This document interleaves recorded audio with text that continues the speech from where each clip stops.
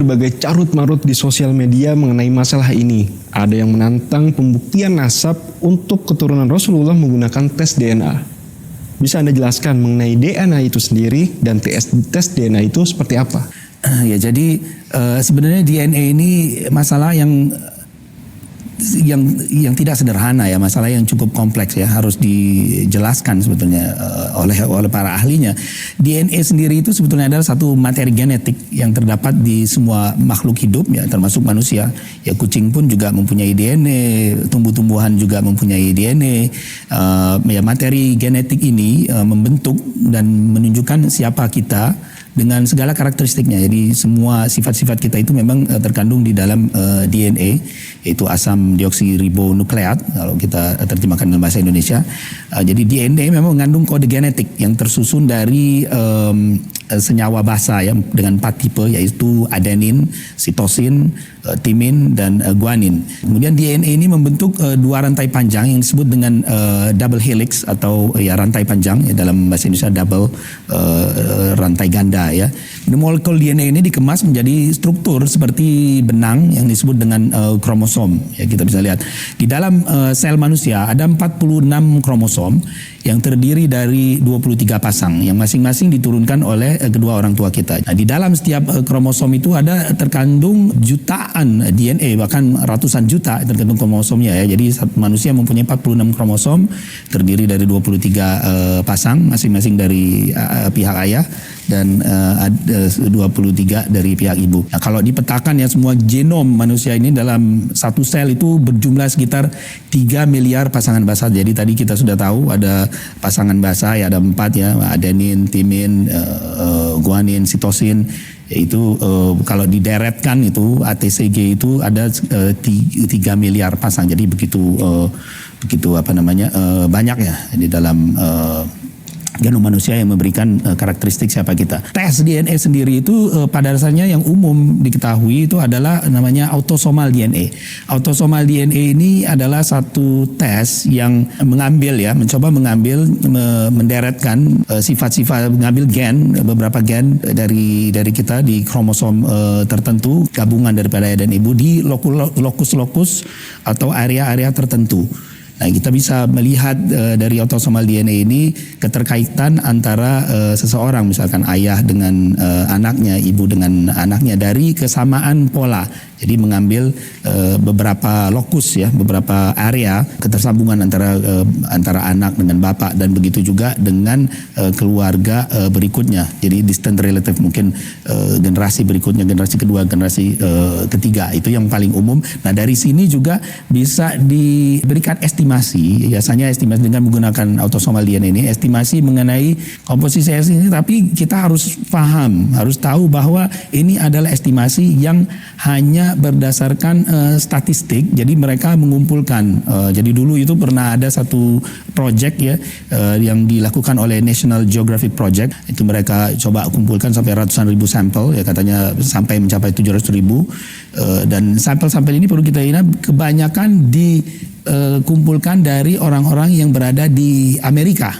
Jadi orang-orangnya itu sampelnya kebanyakan dari Amerika, dan mereka juga melakukan interview. Mereka bertanya orang tersebut, Anda dari mana asalnya? Mereka mau mencoba memetakan migrasi orang. Oh, Anda, saya dari sini. Jadi informasi migrasi itu bukan berdasarkan asli etnisnya, tapi berdasarkan informasi dari orang-orang tersebut yang kebanyakan berada di Amerika, dan kebanyakan orang-orang tersebut berasal dari Eropa ya.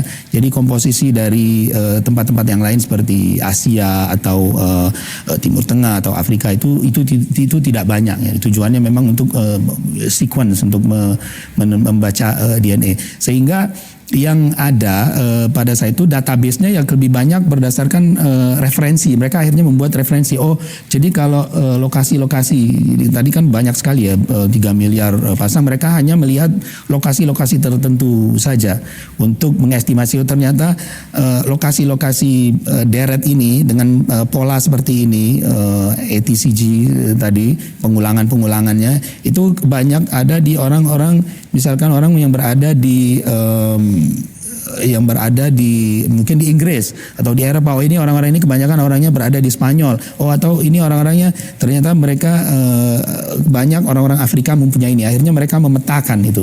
Nah mereka mencoba membandingkan ya, akhirnya dengan tes dengan autosomal DNA mereka membandingkan dengan referensinya apakah orang ini mempunyai pattern yang sama, apakah mempunyai pola yang sama di daerah-daerah tertentu. Itu sebetulnya tidak berarti 100% bahwa orang tersebut adalah berasal dari etnis tersebut ya, cuma kebetulan mungkin di etnis tertentu pola ini dominan sehingga mereka bandingkan, oh orang ini mempunyai sharing deret DNA di daerah-daerah sini, dan kebetulan deret DNA tadi yang ATCG tersebut itu banyak dan dominan dimiliki oleh orang-orang yang berada di daerah tertentu. Nah itu akhirnya mereka coba kerucutkan. Jadi itu sangat tergantung dengan database-nya, dan database itu memang dari waktu ke waktu diperbaiki ya. Mereka perusahaan-perusahaan DNA itu mereka mencoba menambah atau mengumpulkan data-data atau sampel-sampel baru dan mencoba juga menginterview, ini daerah ini kita udah dapat lagi, dan mereka coba bandingkan ya. Nah, tapi sama sekali itu tidak menunjukkan kepastian, apalagi untuk generasi-generasi sebelumnya. Itu autosomal DNA sendiri kita bisa lihat di berbagai situs tes DNA hanya bisa mengestimasi sekitar 5-6 generasi saja gitu keterkaitan apalagi etnis, dan setiap company DNA, perusahaan DNA, tes DNA itu mempunyai referensi sendiri-sendiri dan berbeda-beda. Jadi Anda bisa temui tes DNA di perusahaan A itu berbeda sekali dengan di perusahaan B gitu, baik dari sisi komposisi etnis atau di persentasenya. Itu ya saya bicara ini karena memang saya sudah lihat dan saya sudah lakukan sendiri gitu, jadi bukan omong kosong ya. Kadang-kadang kita bisa lihat ini kok ada Anda punya etnis yang sebetulnya sama sekali nggak ada kita itu di situ ya.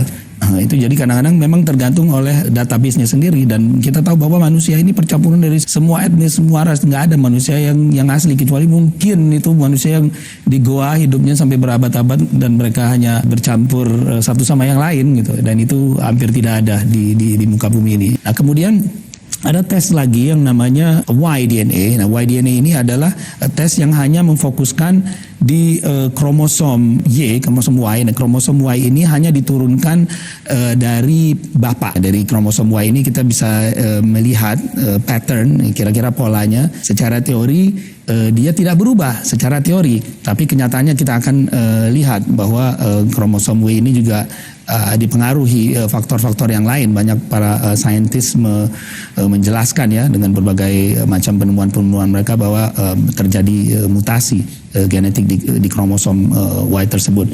Satu lagi juga ada tes yang namanya mitochondrial test, yaitu tes yang hanya memfokuskan keturunan dari pihak ibu. Jadi ada kromosom X, kromosom Y tadi, kromosom X dari pihak ibu. Nah itu adanya di setiap manusia ada mitokondrial.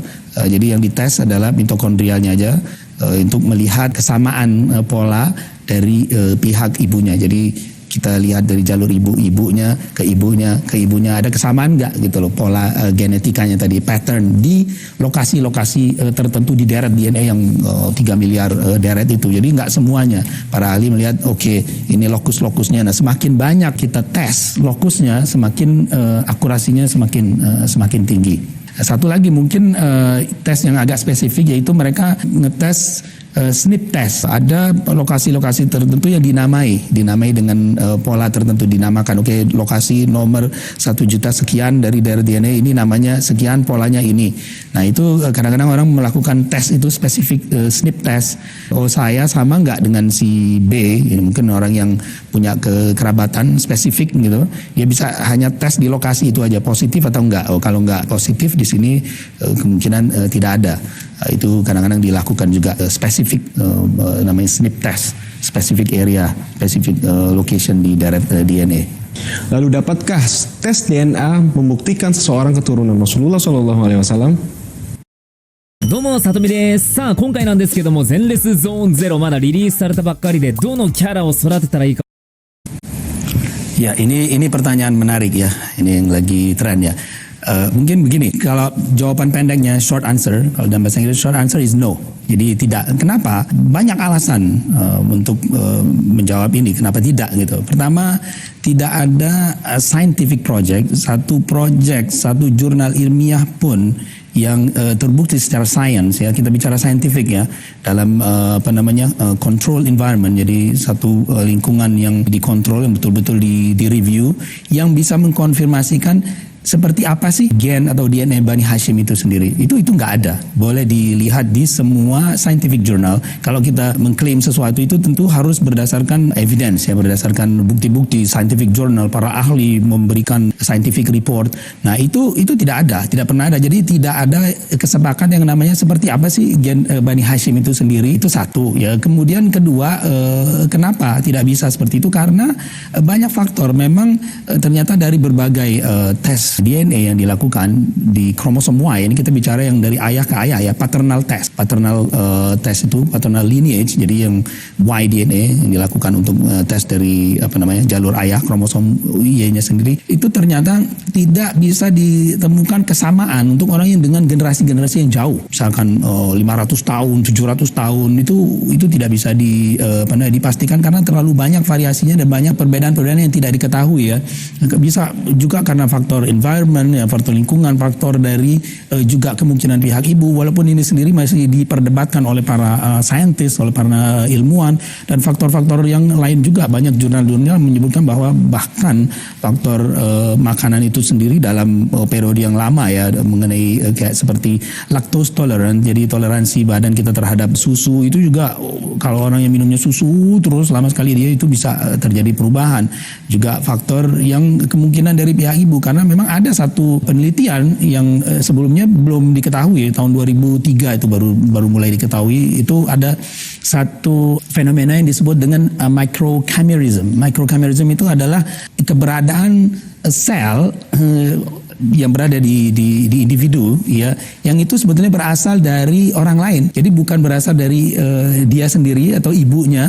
Itu bisa jadi sel yang berbeda yang bisa berasal dari pria, dari ayahnya, atau dia juga mungkin karena mengandung. Jadi ada satu artikel yang menyebutkan ya, artikelnya itu Male Microchimerism in Women Without Sons. Itu diterbitkan sekitar 2005 kalau nggak salah ya. Nah, itu dari artikel jurnal ilmiah. Ini kita nggak bicara apa yang beredar di internet, ini jurnal ilmiah. Jadi ternyata wanita itu terkadang mereka ada faktor luar ya, itu unrecognized, dia bilang unrecognized factors. Kadang-kadang mungkin juga karena faktor aborsi ya, itu juga ada faktor dari pihak ayah, pihak suaminya itu berkontribusi gitu di dalam genetik wanita itu sendiri. Jadi anaknya perempuan tapi ternyata ada kontribusi genetik kromosom Y-nya. Begitu juga dari kehamilan sebelumnya, atau juga yang ditransfer oleh saudaranya sebelumnya.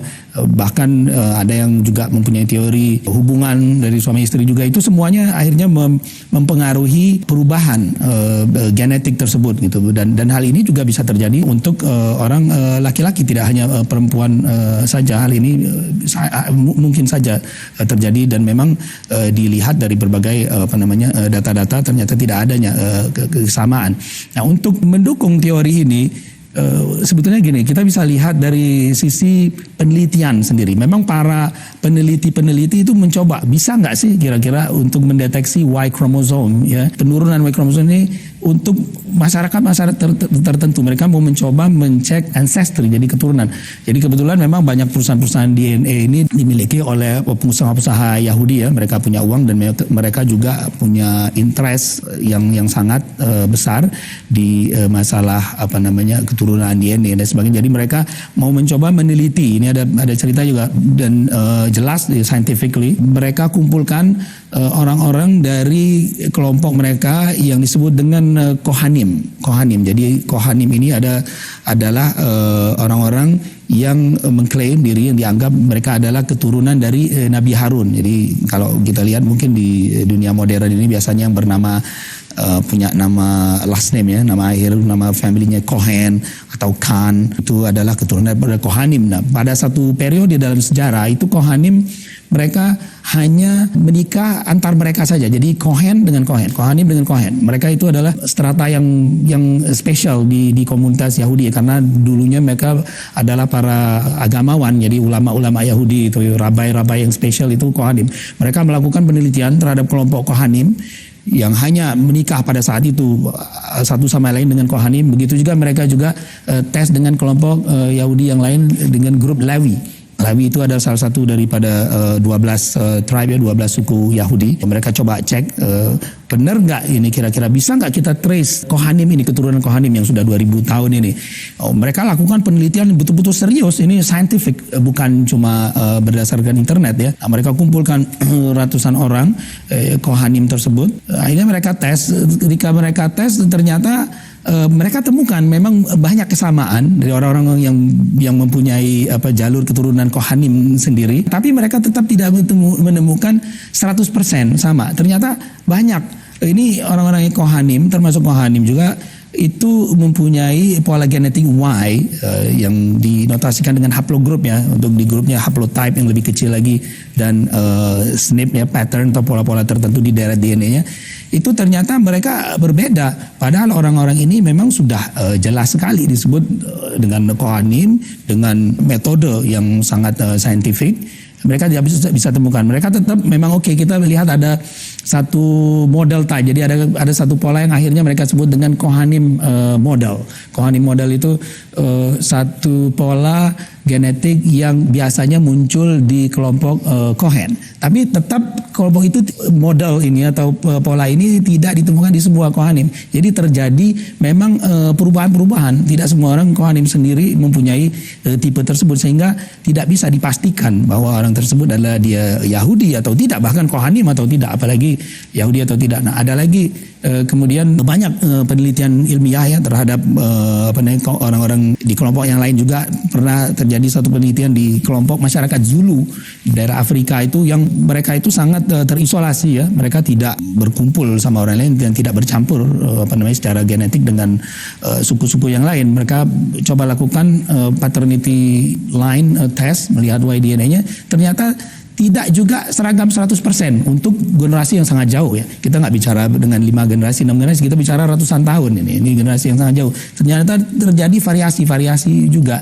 Kemudian mereka coba lakukan juga di masyarakat Viking. Hal yang sama mereka temui juga, tidak ada coherence, tidak ada 100% secara statistik yang bisa memastikan, oh ini orang ini betul, exactly 700 tahun lalu, 1000 tahun yang lalu adalah keturunan Sia. Zaman Rasulullah 1500 tahun yang lalu, lebih jauh lagi.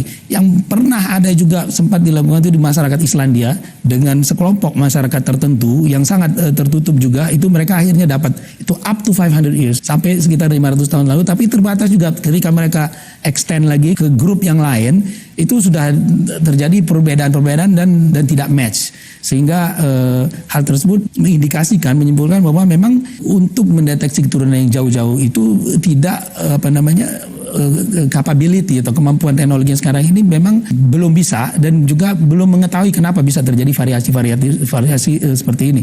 Tadi juga kita sudah sebutkan bahwa ada microchimerism, jadi satu faktor luar, faktor dari pihak ibu yang bisa jadi juga mempengaruhi terbentuknya meiosis, yaitu ketika sperma terbentuk ya. Itu ada faktor dari pihak ibu, atau juga ada faktor yang lain yang di luar yang belum diketahui oleh para saintis kenapa kok bisa berubah. Nah, kita bisa lihat dari berbagai jurnal ya. Saya mau menunjukkan sedikit beberapa jurnal-jurnal ilmiah mengenai masalah pembuktian mengenai Yahudi ini ya.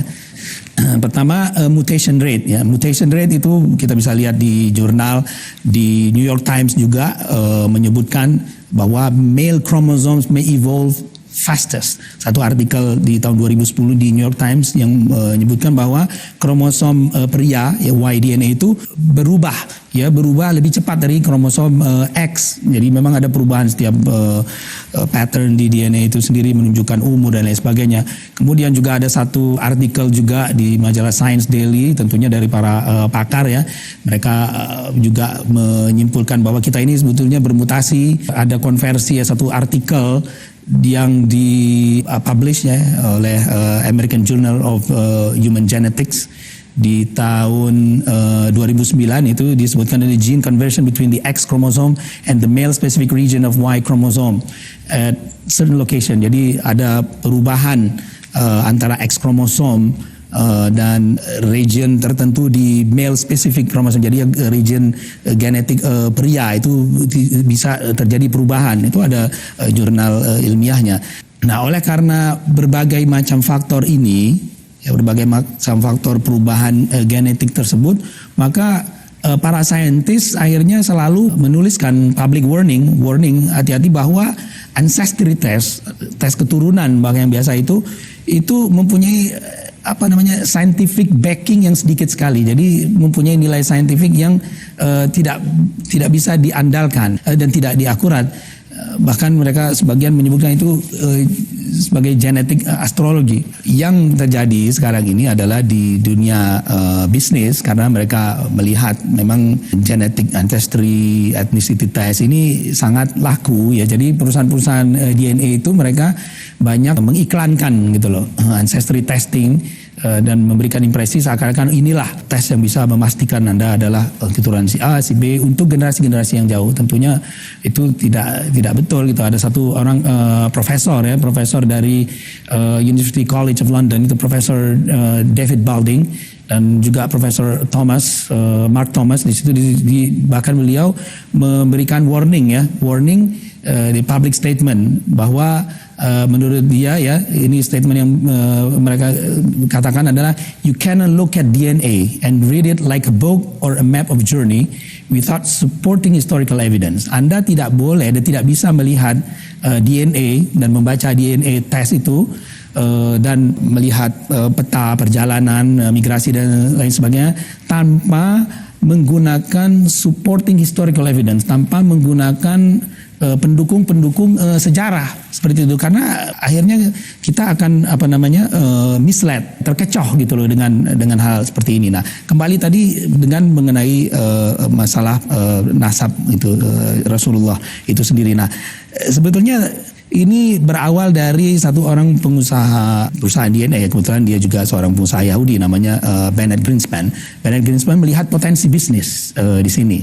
Dia melihat potensi bisnis dari tes Cohen. Mungkin kita bisa pakai ini, walaupun sebetulnya secara saintifik, secara ilmiah tes yang grupnya Yahudi Cohen itu sendiri tidak bisa memastikan ya keyahudian seseorang. Tapi dia melihat potensi bisnis. Oke, kita coba tawarkan aja ke publik. Mungkin ada grup-grup orang tertentu yang tertarik, mereka akan ngetes sendiri. Nah, akhirnya memang saya pernah mendengar bahwa ada sekelompok orang di Timur Tengah yang dianggap dan mungkin mengaku sebagai Bani Hashim, mereka itu. Akhirnya mereka coba tes, oke, ini ternyata muncul polanya seperti ini, haplogrupnya yaitu pengelompokan gelondongan tadi pola DNA, haplogrupnya di sini, dia punya SNP-nya di sini. Nah, dianggaplah orang ini 1, 2 orang, 3 orang, mungkin 10 orang ini, inilah ternyata ini adalah keturunan Rasulullah.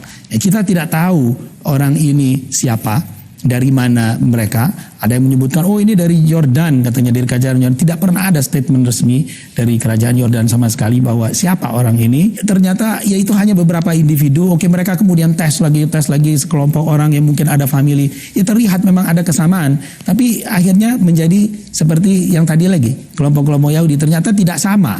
Terus kemudian ada kelompok Sayyid yang lain lagi yang sorihun nasab, yang punya nasab yang sangat kuat sekali itu di Timur Tengah. Dia punya pattern, polanya itu berbeda. Kemudian ada Sayyid juga yang di India, punya pattern itu berbeda juga, dan menunjukkan ada faktor mungkin kontribusi dari pihak ibu yang mengubah pola genetik yang bersangkutan. Juga sebagian Sadah yang ada di Afrika Utara, katanya ada kelompok yang bahkan juga sangat kuat, yaitu termasuk dari keluarga kerajaan Maroko, itu berada di haplogrup yang sangat berbeda sekali. Yang tadinya ini haplogrup J katanya, yang ini haplogrup G. Kita melihat perbedaan pola dan dari beberapa ratus orang saja yang ngetes, dan mungkin sebagian spesifik karena banyak sekali kan kelompok Sada yang lain yang tidak pernah dites kelompoknya seperti apa. Kita lihat mereka bervariasi sama sekali, sehingga untuk ngetes nasab yang jauh itu sama sekali tidak bisa digunakan metode DNA ini. Pernah juga akhirnya, karena memang tadi secara bisnis kan menjadi ramai, banyak orang akhirnya coba ngetes di sini. Kebetulan di Timur Tengah mereka itu sangat senang ya dengan nasab. Jadi bukan cuma kelompok Bani Hashim misalnya, ada juga kelompok Quraisy, ada juga kelompok yang mencoba mengetes Bani Tamim. Kita ini dari keluarga kelompok Bani Tamim. gitu. Mereka coba itu lakukan di Timur Tengah. Ternyata pattern mereka polanya berbeda semua juga. Bahkan satu lagi yang paling mungkin menarik juga.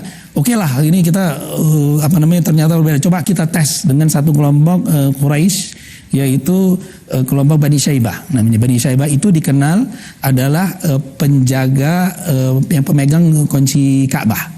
Pemegang kunci Ka'bah, ya Bani Syaibah, Syaibi atau Syaibani. Dan mereka turun temurun dari zaman Nabi sampai zaman sekarang, mereka estafet menerima kunci Ka'bah.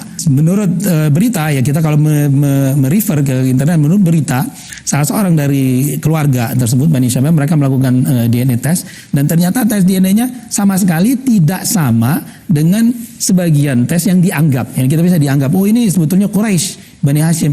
Nah, bagaimana mungkin orang yang secara historical, secara sejarah mereka Sadanatul Ka'bah, disebut pemegang kunci Ka'bah, yang sudah pasti nasabnya jelas Quraisy, berbeda dengan sekelompok orang yang lain gitu. Bahkan kalau kita bicara haplogroup itu beda sekali. Wah, ini kok ribuan tahun beda. Jadi memang tidak ada satu pattern yang bisa memastikan istilahnya orang-orang ini si A adalah keturunan si B dengan jarak yang begitu jauh. Karena macam-macam faktor tadi yang belum diketahui oleh sains. Jadi kesimpulannya seperti itu. Jadi ya tidak bisanya itu bukan tidak mau, nggak mau tes DNA, nggak bisa. Memang toolsnya tidak memungkinkan untuk melakukan pembuktian secara DNA untuk nasab-nasab yang jauh. Oleh karena itu ya bahkan kelompok Yahudi sendiri ya, mereka di salah satu jurnal ilmiah mereka melakukan penelitian yang ditulis oleh Brinkman, oleh Nebel, Philon. Itu di situ disebutkan bahwa memang tidak bisa, dan ini diterbitkan oleh American Journal of Human Genetics. Kemudian juga salah seorang peneliti juga Falk di tahun 2015 juga menulis di jurnal ilmiah Frontiers of Genetics atau majalah genetika ya. Di situ menyebutkan kesimpulannya dari artikel ilmiah dia adalah genetic markers cannot determine Jewish descent. Jadi genetic marker yang tadi kita sebut pattern-pattern pola-polanya tidak bisa memastikan keturunan Yahudi Anda. Nah, demikian juga yang lainnya, banyak sekali juga artikel-artikel ilmiah yang menyebutkan hal ini. Saya juga akan mencoba mengquote disclaimer yang ada di berbagai situs-situs genetika ya, situs-situs genetika, bahkan di situs-situs genetika DNA-nya orang-orang Yahudi sendiri ya. Ini salah satu daripada artikel ilmiah juga menyebutkan bahwa it was suggested, dia bilang, that to lead the public mistake, the genetic findings as scientific evidence that Kohanim were descendant of Aaron himself. Ini menunjukkan sugesti yang tidak benar, bahwa menunjukkan ke public mistake, jadi kebohongan publik bahwa genetic finding yang ada itu menunjukkan mereka adalah keturunan Kohanim. Juga di salah satu situs genetika yang bernama sequence.com, di situ disebutkan Jewishness is more difficult to identify in genetic testing than other ethnic groups. Dia bilang, yang artinya keyahudian seseorang itu lebih susah dibuktikan bahkan dibandingkan dengan genetik atau ethnic group yang lain. This is because there is no specific gene that makes a person as Jewish. Karena nggak ada ternyata gen atau gen yang membuat seorang itu adalah disebut dengan Yahudi. Dia bilang, straightforward DNA examination cannot conclusively tell a person whether or not they are of Jewish descent. Dia bilang, hanya tes DNA saja, dibilang sama sekali tidak bisa menyimpulkan Anda adalah seorang Yahudi atau merupakan bagian daripada populasi Yahudi. Demikian juga di situs DNA Yahudi yang lain disebutkan tidak ada dalam DNA Anda yang dapat memberitahu apakah Anda itu termasuk orang Yahudi atau yang lainnya. Satu-satunya cara untuk membuktikan keturunan Yahudi adalah dengan menghubungkan silsilah keluarga Anda dengan leluhur yang secara historik dikonfirmasi sebagai Yahudi. Nah, ini orang Yahudi yang sudah melakukan scientific research. Mereka menyimpulkan seperti itu karena ternyata mereka banyak sekali bervariasi haplogrupnya. Ada yang haplogrup E yang banyak ada di Afrika, ternyata ada haplogrup G yang ada di Timur Tengah dan juga di daerah Kaukasus. Bahkan Raja Richard III yang jelas-jelas orang Eropa itu mempunyai haplogrup G, katanya, padahal beliau itu tidak ada hubungan sama sekali dengan Timur Tengah dan Kaukasus, sehingga memang kita nggak bisa istilahnya mengukur panjang dengan timbangan berat gitu, karena hasilnya akan berbeda. Memang toolnya tidak tidak bisa digunakan untuk itu. Jadi seperti itulah. Lalu pada kondisi seperti apa tes DNA efektif untuk digunakan? Ya tentunya tes DNA ini bukan berarti tidak bisa digunakan ya. Seperti saya sebutkan tadi, itu tidak bisa digunakan untuk mendeteksi keturunan yang sangat jauh. Tapi DNA, teknologi DNA sangat efektif dan memang diakui sangat akurat sekali untuk mendeteksi paternity test, misalkan antara orang tua dengan anak. Itu bisa dikonfirmasikan dengan akurasi yang sangat tinggi, atau mungkin beberapa generasi dekat, mungkin sepupu atau kakek, nenek dan lain sebagainya, itu sangat bisa dilakukan. Tapi ketika jauh ya itu menjadi pertanyaan besar. Kemudian juga untuk masalah-masalah forensik, criminal forensik, untuk mendeteksi perbuatan-perbuatan kriminal ini siapa yang melakukan, itu banyak sekali manfaatnya yang bisa dilakukan. Kita bisa lihat bahkan difilmkan ya, dan di pengadilan bisa membuktikan orang-orang yang berbuat kriminal itu dari DNA-nya. Itu juga bisa dilakukan kalau ada dispute antara orang yang mengklaim anak ketukar, misalkan ada di rumah sakit, ini anaknya siapa, itu bisa dilakukan dan itu diperbolehkan memang di dalam agama ya. Juga untuk mengetahui akibat terjadi bencana ya, berbagai hal, bencana, perang, sehingga antara keluarga itu terpisah. Mereka perlu dilacak kan siapa keluarganya ketika mau dikumpulkan. Nah itu tes DNA sangat efektif digunakan untuk hal-hal seperti ini. Juga dalam hal imigrasi dan lain sebagainya juga diperbolehkan untuk dilakukan. Apakah klaim beberapa pihak bahwa berdasarkan tes DNA mereka merupakan keturunan suatu kabilah atau ulama besar yang berjarak bahkan 1000 tahun dapat dibuktikan secara ilmiah? Ya, ini lagi-lagi memang menarik ya, menjadi hot topic. Mungkin jawabannya kembali lagi seperti tadi, jawabannya tidak bisa karena terjadi variasi. Dari variasi DNA tersebut kita bisa lihat, misalkan ada kelompok, ya ini saya sebutkan ya, memang ada company, perusahaan di Amerika yang didirikan oleh Bennett Greenspan tadi, perusahaan namanya Family Tree DNA, kebetulan lokasinya juga di Houston ya.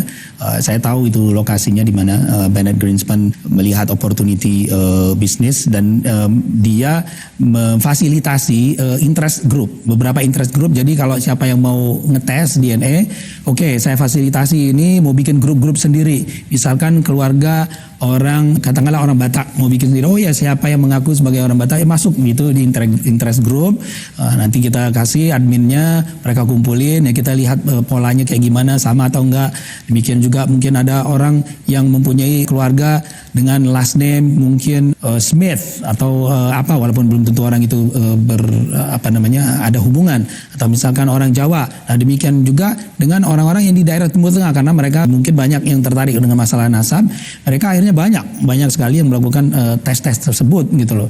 Ada grupnya Kohton, ada grup Adnan. Mereka mau lihat ada nggak kesamaan pola antara grup Kohton dengan Adnan yang secara menurut sejarah katanya oke, ini grup Adnan ini adalah keturunan Nabi Ismail, grup Kohton ini berbeda. Tapi yang mereka dapatkan ternyata terjadi berbagai macam variasi yang tidak sesuai dengan bukti-bukti sejarah. Demikian juga yang lebih spesifik ke daerah Bani Tami, Bani Hashim, saya sudah sebutkan, Sadanatul Ka'bah. Nah ini mungkin tokoh, ada juga yang di Family Tree DNA itu bahkan tokoh, misalkan kalau tokoh Islam ya kita lihat misalnya Syekh Abdul Qadir Jailani, ada yang mengklaim seperti itu. Syekh Abdul Qadir Jailani di Family Tree DNA ada, difasilitasi orang-orang yang merasa, mengaku atau diakui sebagai keturunan Syekh Abdul Qadir Jailani. Ternyata dari berapa orang tersebut, 91, mungkin hanya sekitar 6 atau 7 orang, exactly saya detailnya nggak hafal ya berapa nama, tapi di bawah 10 orang itu yang hanya berada dalam satu grup yang berkelompok sama. Sementara yang lain yang juga Jailani, ada yang bukan Jailani memang kita tahu, yang kebetulan mereka juga ada keturunan Syekh Abdul Qadir Jailani, mereka tidak berada di grup yang sama. Jadi mau bagaimana ini? Kita mau bilang orang ini betul-betul bukan Jailani, padahal sebagian mereka betul sorihun nasab, orang yang mempunyai nasab yang jelas. Dan bahkan kalau kita lihat lagi dari kelompoknya Jailani itu di grup J, pola haplogrupnya 172 ya, J172, di situ 171, itu sama sekali tidak bersambung dengan grup yang tadi yang disebut dengan Quraisy atau grupnya yang keturunan Al-Hasani, keturunan Sayyidina Hasan.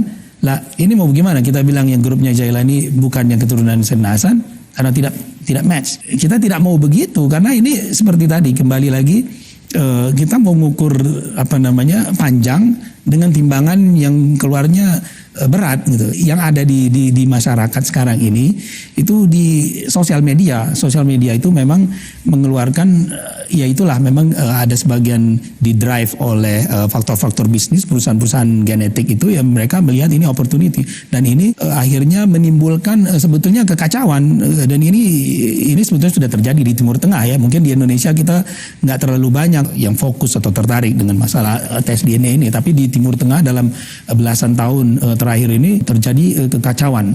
Oleh karena itulah kemudian Majma' Fiqhi, jadi lembaga fiqh di Saudi Arabia di Makkah waktu itu mengeluarkan statement, mengeluarkan qarar yang melarang metode isbat DNA ini untuk nasab-nasab jauh. Itu ada qarar dari Rabita Alam Islami dalam pertemuan mereka yang ke-16 yang disebutkan tahun 2002 ini, bahkan itu qarar nomor 95 ya.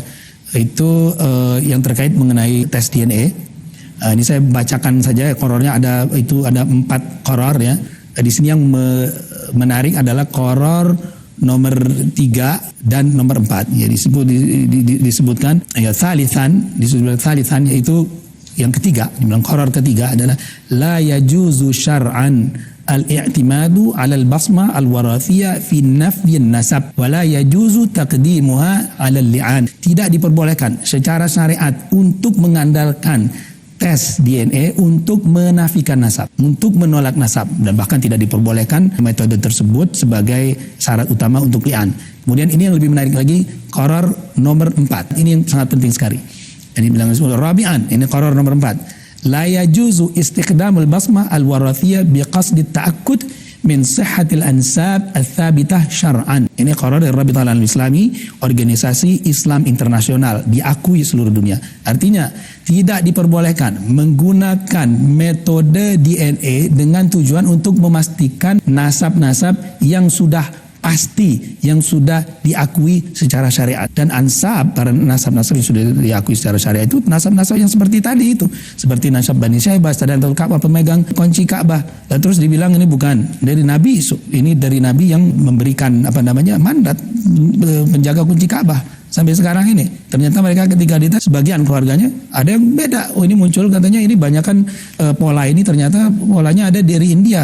Padahal tidak mungkin hal itu terjadi. Begitu juga nasab sadah yang berbagai macam, ternyata ada grup sadah misalkan Ar-Rifai itu muncul di haplogrup yang berbeda. Ada lagi grup sadah yang sangat shorihun nasab, sangat terkenal itu di daerah Irak misalnya, itu Musya'in. Itu para sayyid yang mereka itu dulu amir ya, maksudnya termasuk punya kedudukan di daerah Irak, itu juga berbeda haplogrup atau patternnya dengan sebagian orang-orang yang kebetulan sudah ngetes munculnya berbeda dan dijadikan referensi. Jadi tidak ada referensi. Kalau kayak gini kan jadi semua akhirnya menjadi masalah. Oleh karena itulah tidak diperbolehkan oleh Rabita Alam Islami menggunakan metode DNA ini sebagai jalan untuk melakukan tes. Demikian juga Darul Ifta di Mesir, itu lembaga fatwa di Mesir, itu juga memberikan statement yang sama, yaitu menolak garis keturunan melalui tes DNA. Seperti apa kemudian metode apa yang diperbolehkan DNA, saya sudah jelaskan tadi. Hal-hal tertentu untuk nasab yang dekat boleh. Lalu bagaimana bersikap dengan adanya hasil tes DNA salah satu dari Alawin yang justru lebih dominan gen India dan sangat kecil gen Arabnya? Ya, oke. Ini juga satu hal dari kembali lagi ke masalah sosmed dan ketersebaran informasi yang sebetulnya perlu dipertanyakan. Pertama, sebetulnya yang paling penting dulu adalah, ini kembali lagi tesnya adalah autosomal DNA ya. Itu adalah mixture, adalah percampuran dari pihak ayah dan pihak ibu. Bahwa tes autosomal DNA ini sangat dipengaruhi sekali oleh database. Jadi tergantung reference database-nya. Saya dites mungkin database yang salah, dan saya bisa jadi dianggap orang Irian. Bisa aja karena di compare, oh ternyata seperti ini. Pattern itu adalah kebanyakan ada orang-orang Afrika. Yang lebih penting lagi adalah manusia ini memang percampuran dari sebagai semua ras. Kita tidak ada manusia yang murni sama sekali. Dan siada atau kesayitan seseorang itu tidak ada urusan dengan rasnya. Dia bisa jadi dominan ras Melayu mungkin, for instance, sebagai contoh ya. Saya sudah melakukan tes DNA, saya sangat dominan sekali. Etnis Indonesia saya Melayu, sangat kuat gitu loh. Terus ada yang mungkin etnis yang kita nggak punyai bahkan. Nah itu tergantung dari reference database-nya.